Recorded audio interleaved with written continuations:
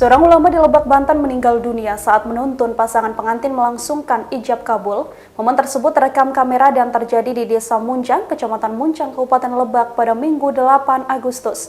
Sang ustadz tiba-tiba terdiam dan lemas saat mengucapkan kalimat syahadat.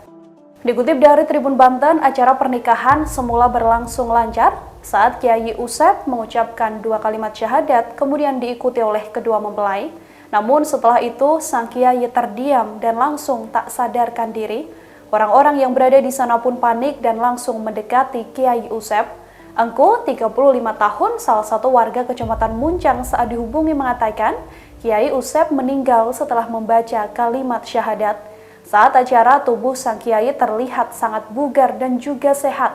Namun, sesaat sebelum melakukan ijab kabul, sang kiai tiba-tiba terjatuh.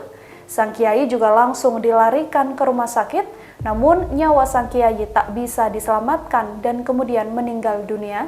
Dalam rekaman video, sang kiai terlihat mengenakan peci putih dan juga setelan baju hitam serta sarung. Ia memegang mikrofon bahkan sempat menjabat tangan mempelai pria. Setelah itu, sang kiai melantunkan kalimat syahadat, namun tiba-tiba ucapannya terhenti. Sang kiai kemudian tak sadarkan diri. A'udzu billahi minasyaitonir rajim. Bismillahirrahmanirrahim.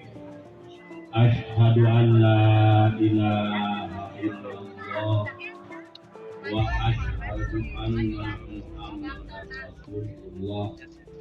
Allahumma shalli ala